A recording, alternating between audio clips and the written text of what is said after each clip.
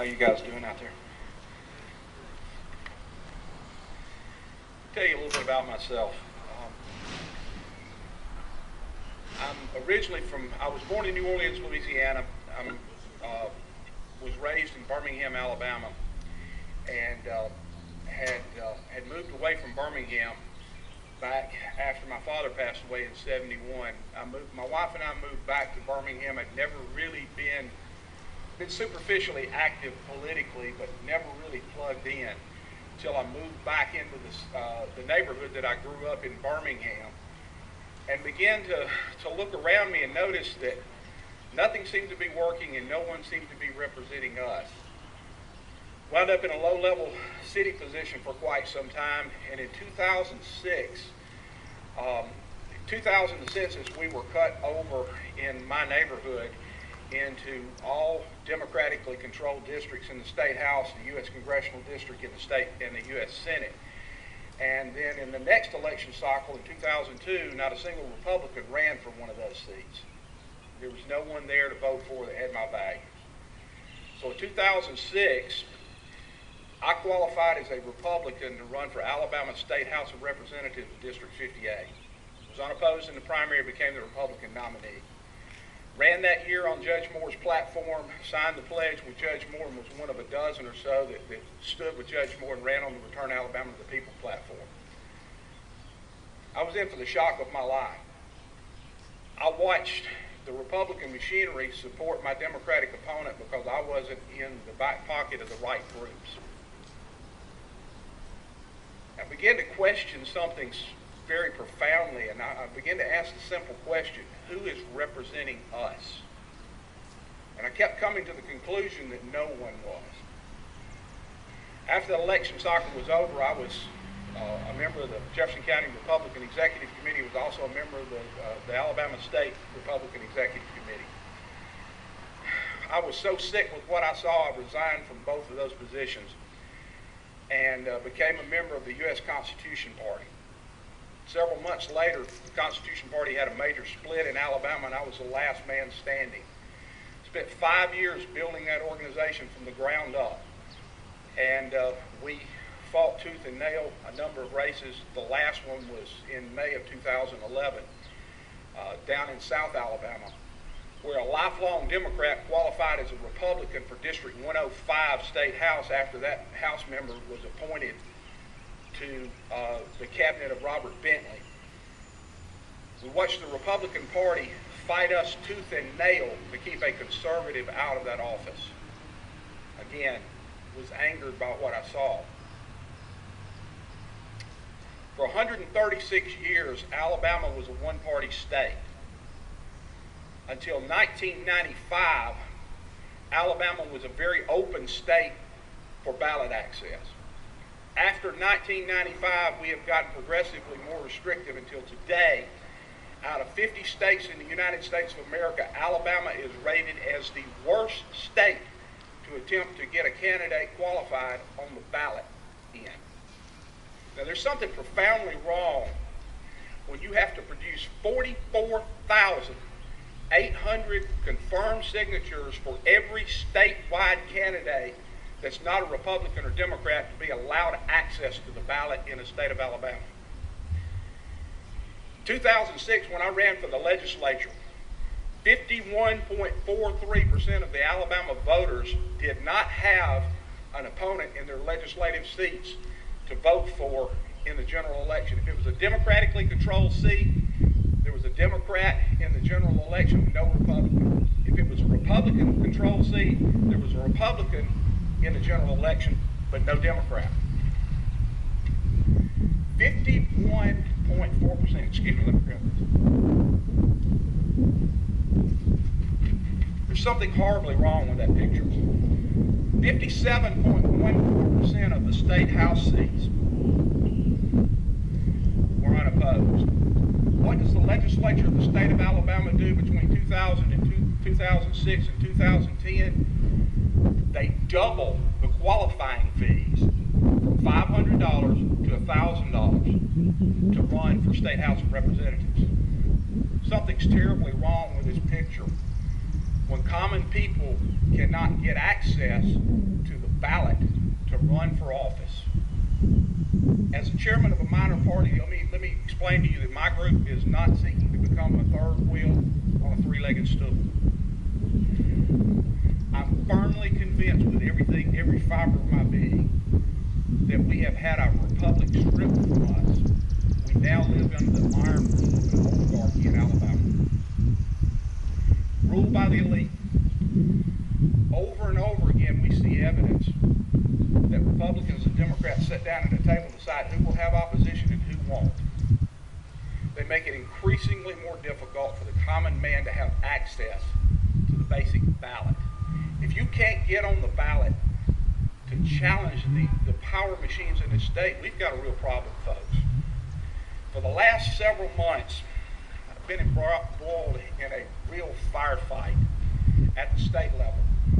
A Republican, his name's Cam Ward from Alabaster, presented a bill this last session, Senate Bill 15, that would reduce the access requirements in Alabama from 3% of the gubernatorial race in every district, or 3% statewide, to 1.5%, and cap that access requirement at a maximum of 5,000 signatures, which is much fairer than the current system. We consistently have been opposed and consistently have seen games played. A few weeks ago, Bill Armstead, the state party chairman of the Republican Party, wrote letters to the Republican legislature members and stated that the Republican Steering Committee had unanimously opposed gaining access to the Alabama ballot, relaxing any access requirements. His position was that only Republicans and Democrats should be allowed to vote or to run for office in the state of Alabama. That minor parties with these untried ideologies, or independents with untried ideologies, couldn't win. We could only take away. Folks, that's outrageous. Absolutely outrageous. What I stand before you today to talk to you about is the fact that our founding fathers, when they set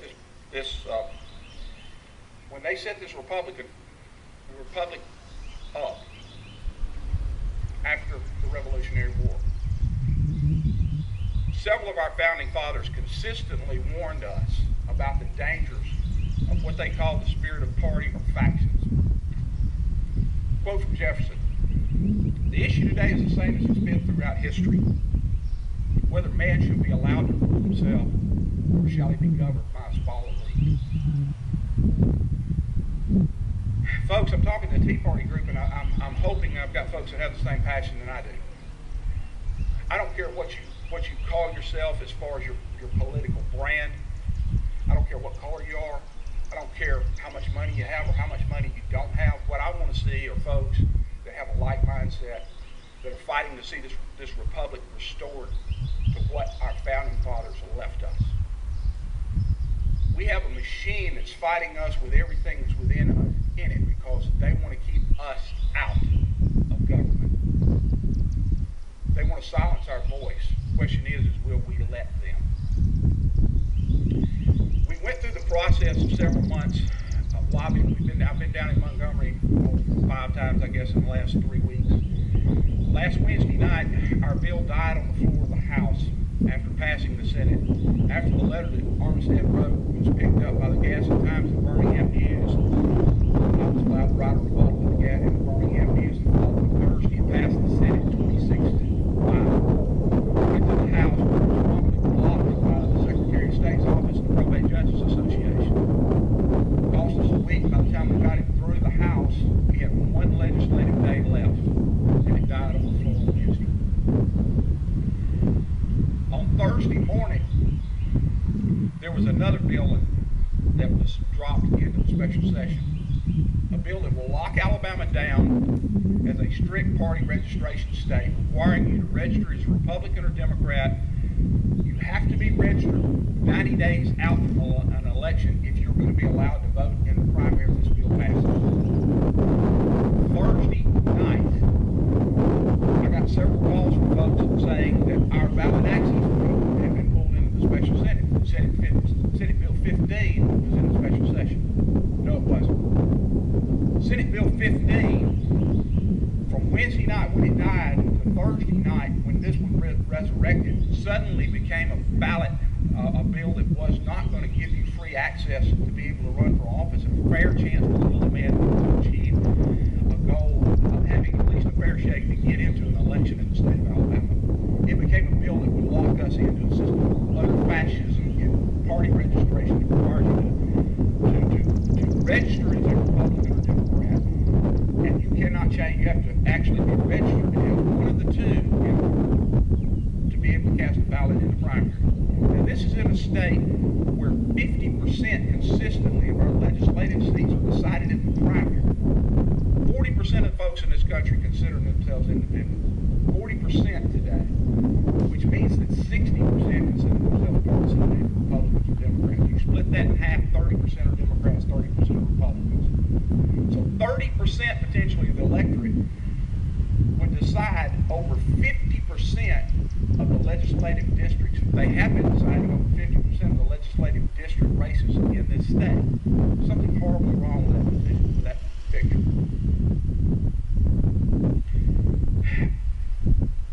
I can't explain to you just how frustrating this process has been. All we ask for is a fair shake.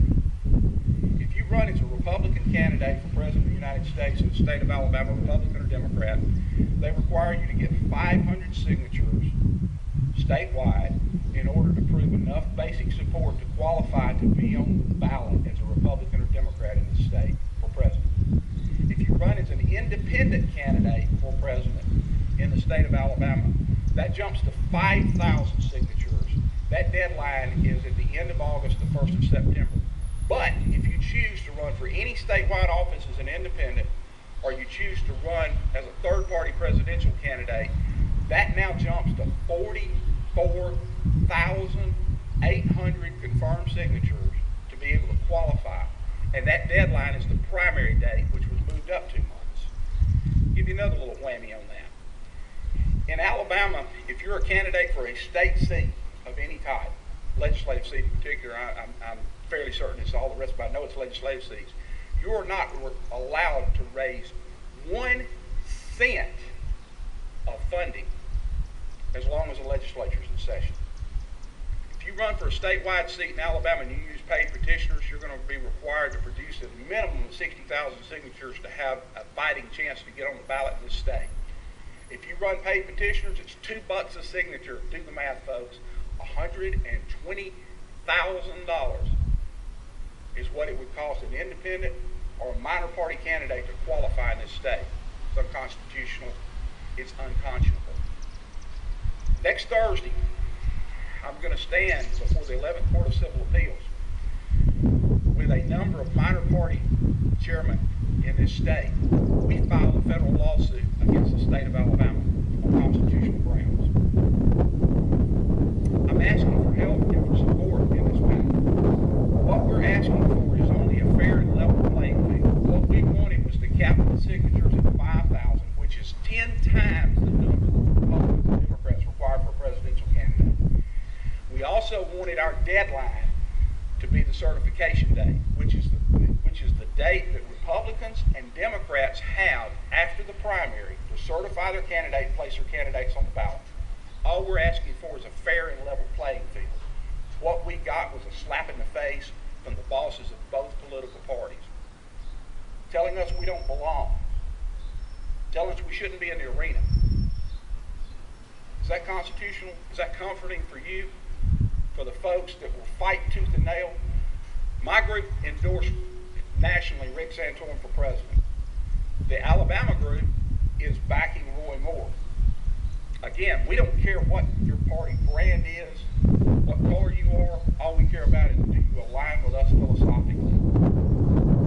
We ask for the ability, if we choose to run a candidate, to have basic access to the ballot. And I'm going to leave you with this. I'm going to read you a few quotes from our founding fathers. This is from Madison. Among the numerous advantages proposed by a well-constructed union, none deserve to be more accurately developed than its tendency to break and control the violence of faction.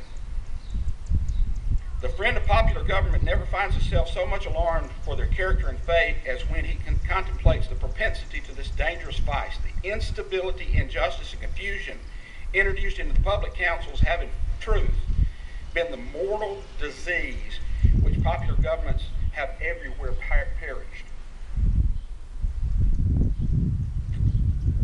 Folks, I stand before you today embroiled in a fight. In the next legislative session, we'll be back again with another access bill. We need some help. I need some help with the organization that I'm now in. In September, I accepted the offer from a group called Conservative Party USA to become the state chairman in Alabama. Very close to the primary date, a lot of the folks that I wanted to pull into this organization were already involved in campaigns. Several of them looked at access requirements and decided to run as Republicans. None of them made the cut.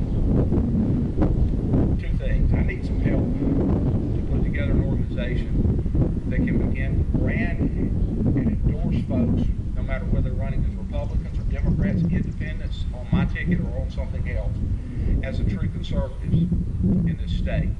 We have a mechanism in play. We have a mechanism that we're working on now that's coming from our national group that will allow us to publicize who our endorsees are and to get media out to the people.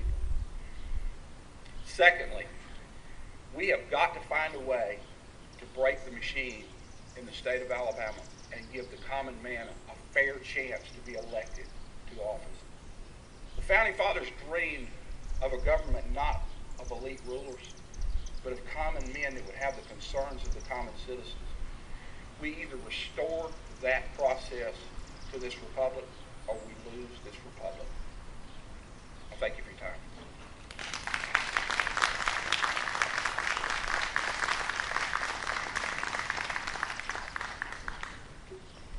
Right now I'd like to introduce to you Jim Bonner. He's running for probate judge here in Carver County.